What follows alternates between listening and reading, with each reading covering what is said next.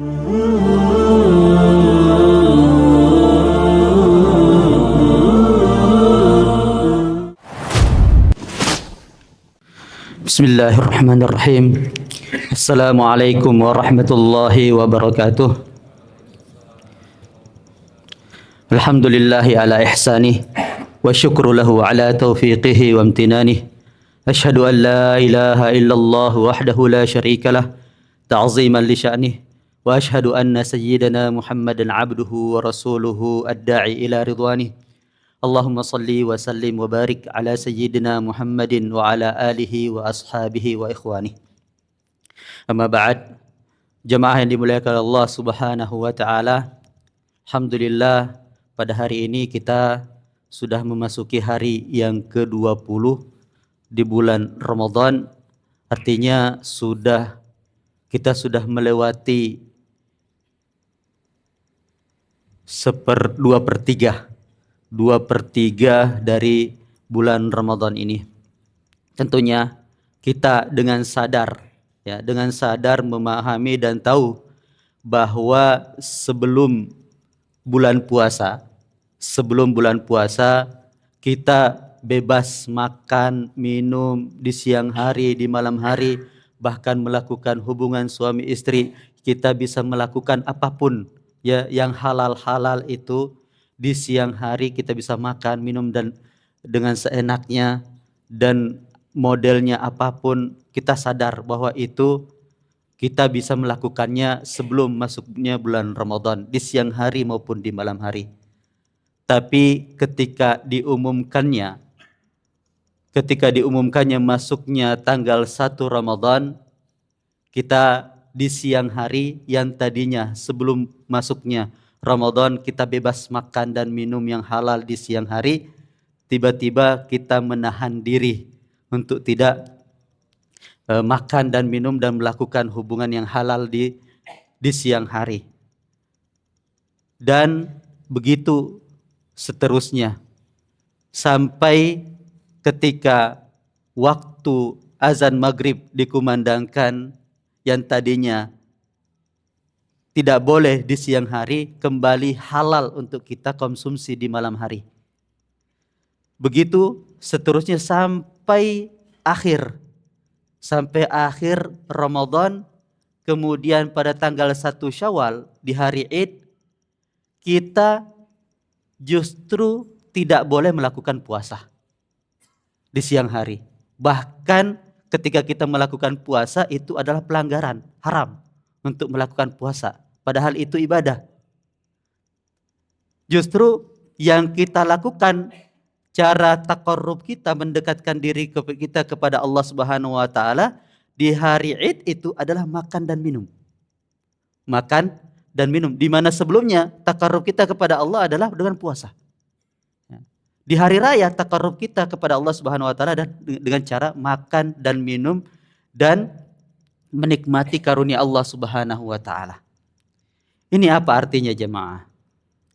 Ini kita dengan sadar melakukan itu dikarenakan sebenarnya ini adalah bentuk kepasrahan dan ketundukan kita kepada Allah Subhanahu wa taala atas aturan-aturannya, atas syariat-syariatnya. Yang tadinya halal sebelum bulan Ramadan di siang hari, kemudian haram di siang hari, jadi halal lagi di malam hari. Ya.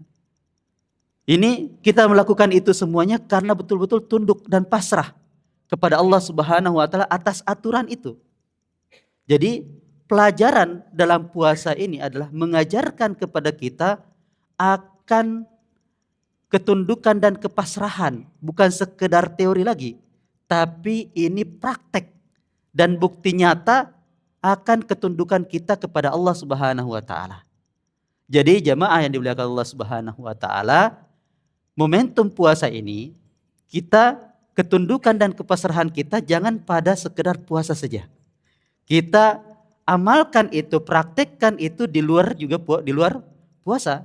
Dalam ibadah kita, sholat kita, zakat kita, haji kita, dalam muamalah kita mencari nafkah, ya, mencari harta, kita hindari hal-hal yang bisa merusak Kehalalan dari harta yang kita dapatkan, tidak ada yang namanya kecurangan, tidak ada yang namanya riba, tidak ada yang namanya merampas atau memakan harta orang lain dengan cara yang batil. Ya.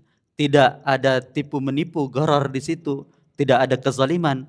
Begitu juga ketika kita dengan mau berkeluarga, sebelum berkeluarga dan ketika berkeluarga, semuanya ada aturan-aturan itu.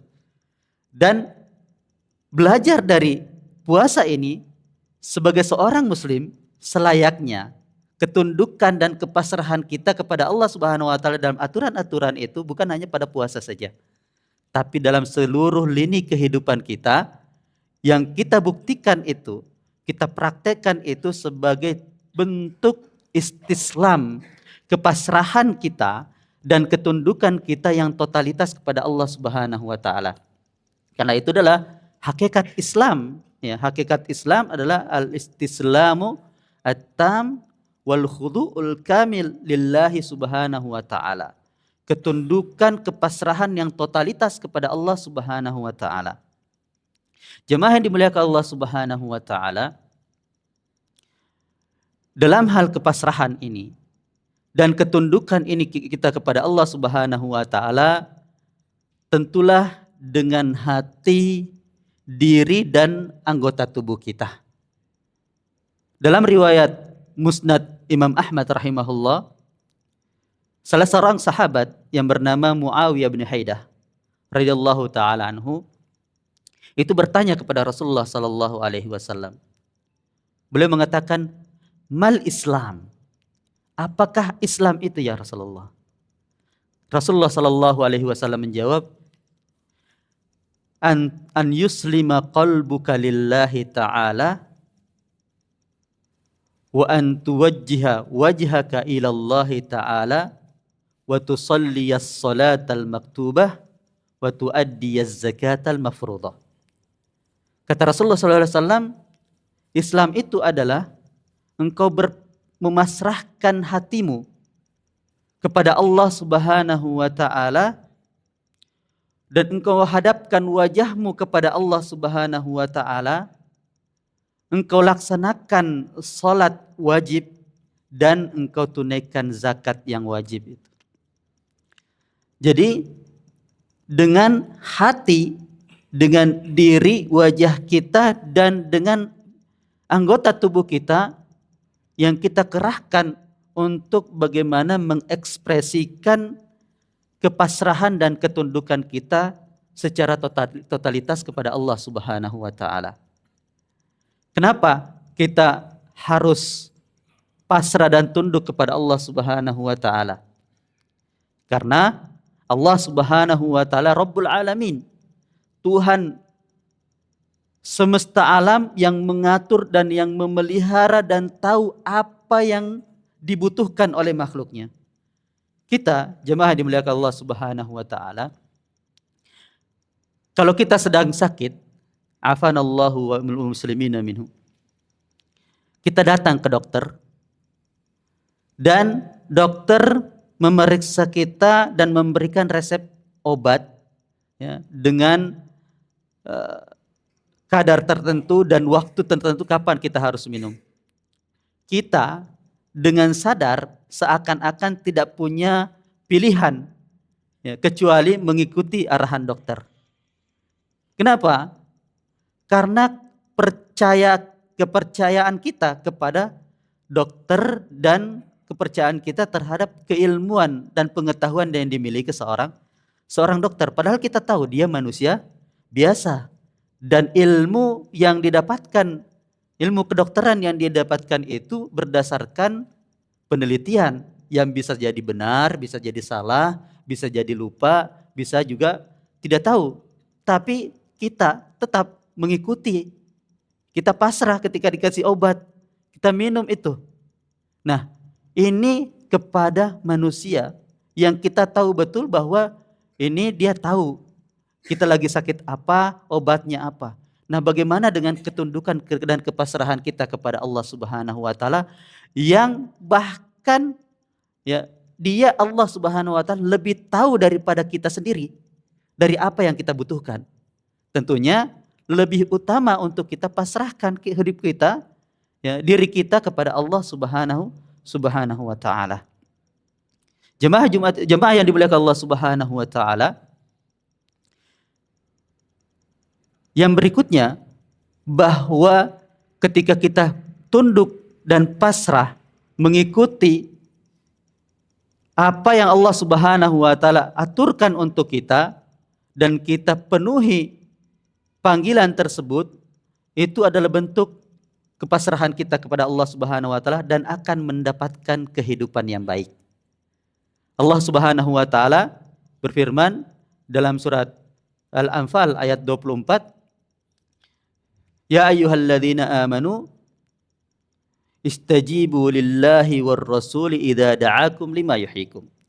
Wahai orang-orang yang beriman, penuhilah panggilan Allah Subhanahu wa taala dan Rasulnya ketika Allah Subhanahu wa taala memanggil kalian untuk melakukan hal-hal yang bisa menghidupkan kalian. Menghidupkan dalam artian hidup dengan keadaan tenang di bawah panji syariat Allah Subhanahu wa taala dan Rasulnya. Ini menjadi sebab kita memasrahkan hidup kita dan tunduk secara totalitas kepada Allah Subhanahu wa taala. Bahkan disebutkan sebagai tanda keimanan seseorang adalah ketika dia memasrahkan dirinya terhadap putusan-putusan yang sudah disebutkan oleh Allah dan Rasulnya. Allah Subhanahu wa taala berfirman, "Fala rabbika la yu'minuna hatta yuhaqqimuka fima syajara bainahum." Tidaklah demi Tuhanmu, la yu'minuna, mereka itu tidak sama sekali tidak beriman, hatta yuhaqqimuka fima syajara bainahum, sampai mereka menjadikan engkau wahai Rasulullah sebagai hakim di antara yang mereka perselisihkan. Kemudian ya, hatta yuhaqqimuka fima syajara bainahum, dan dia tunduk dan patuh terhadap apa yang engkau putuskan. Ini sebagai tanda keimanan kita ketika kita pasrah dan tunduk kepada putusan Allah Subhanahu wa taala dan Rasulnya. Bahkan ketika Allah Subhanahu wa taala mengatakan fa imma ya'tiyannakum minni hudan, ketika datang kepadamu petunjukku, famanittaba'a hudaya fala yadhillu wala yashqa. Barang siapa yang mengikuti petunjukku, fala yadhillu wala yashqa, dia tidak akan pernah tersesat dan juga tidak akan celaka. Tapi kalau seseorang telah berpaling dan tidak mau memasrahkan hidupnya kepada Allah Subhanahu wa taala, yang terjadi adalah wa man a'rada an dzikri fa inna lahu ma'isyatan dhanka. Barang siapa yang telah berpaling dari peringatanku, fa inna lahu ma'isyatan dhanka, maka baginya kehidupan yang sempit. Wa nahsyuruhu yaumal qiyamati a'ma. Ini di dunia, dan di akhirat kami akan membangkitkan dia dalam keadaan buta. Dan dia pun nanti di hari kiamat protes. Qala lima hasyartani a'ma. Ya Allah, kenapa engkau membangkitkan aku dalam keadaan buta? Wa qad kuntu basira, padahal di dunia saya adalah orang yang melihat. Fakadzalika atatka ayatuna fanasitaha. Kadzalika atatka ayatuna fanasitaha. Demikianlah telah datang ayat-ayat kami, peringatan-peringatan kami kepadamu, tapi engkau melupakan dan meninggalkannya. Wa kadzalikal yauma tunsa, maka pada hari ini pun engkau dilupakan. Ini ketika kita memasrahkan hidup kita atas aturan-aturan Allah Subhanahu wa taala, kita dapat kehidupan yang baik dengan kehidupan yang berada di atas hidayah dan kebahagiaan. Adapun ketika kita melenceng dan tidak mau memasrahkan diri, justru mendapatkan kehidupan yang sempit di dunia dan mendapatkan azab nanti di akhirat. Dan contoh sebagai kepasrahan yang dilakukan dari kalangan manusia terbaik, generasi terbaik di zaman Rasulullah sallallahu alaihi wasallam, Disebutkan dalam riwayat Imam At-Tirmidzi rahimahullahu taala bahwa salah seorang sahabat yang mulia, Ma'aqil bin Yasar radhiyallahu taala anhu, itu pernah menikahkan adiknya, seorang perempuan, dengan seorang laki-laki dari kalangan kaum muslim di zaman Rasulullah sallallahu alaihi wasallam. Kemudian beberapa lama terjadi apa yang terjadi dalam rumah tangga. Orang ini menceraikan istrinya, adik dari Ma'aqil bin Yasar. Kemudian tidak lama selesai masa iddah, ternyata si laki-laki, si mantan suami ini masih cinta sama istrinya, pengen rujuk. Begitu juga dengan istrinya, pengen rujuk kembali. Tapi Ma'aqil bin Yasar itu nggak mau. Sampai sumpah. Si beliau sumpah nggak bakalan beliau akan menyatukannya kembali. Menyetujui dia untuk rujuk. Sampai akhirnya turun ayat dalam surat Al-Baqarah ayat 232 yang ketika seseorang suami menceraikan istrinya dan habis masa iddahnya dan mau rujuk kembali, maka nikahkanlah, janganlah engkau menghalangi untuk mereka rujuk kembali. Ketika turun ayat ini dan dibacakan kepada Ma'aqil bin Yasar yang tadinya marah-marah, nggak mau setuju dengan rujuk itu, bahkan sumpah. Mendengar ayat ini, Ma'aqil bin Yasar mengatakan, sam'an li rabbi wa ta'ah. Aku dengar dan taat kepada Rabbku. Seketika itu berubah. Dan satu ketika juga, ketika para wanita, kaum muhajirat, ya, yang pertama, yang awal-awal yang berhijrah itu, ketika turun ayat hijab, surat An-Nur itu, ya, turun ayat hijab, apa yang mereka lakukan? Tirai-tirai yang ada di rumah mereka belah itu langsung mereka pakai untuk menutupi aurat mereka. Ya. Begitu juga dengan Jabir bin Sulaim. Ya. Ketika beliau mengatakan, ya Rasulullah, ihad ilayya, wahai Rasulullah, berpesanlah kepadaku. Kata beliau, kata Rasulullah sallallahu alaihi wasallam, la tasubbanna ahadan. Jangan pernah engkau mencelah seorang pun. Kata Jabir ini, beliau mengatakan, sejak saat itu aku tidak pernah mencelah yang orang merdeka maupun budak, bahkan hewan pun saya gak pernah celah. Ini adalah bentuk ketundukan dan kepasrahan sahabat terhadap putusan-putusan yang mereka dapatkan dari Allah dan Rasul-Nya. Sehingga Allah Subhanahu wa taala menyerahkan kepada mereka dunia ini meskipun mereka tidak mau. Ya. Demikian, mudah-mudahan apa yang kita sampaikan hari ini menjadi pelajaran buat kita bagaimana kita memasrahkan hidup kita kepada Allah Subhanahu wa taala.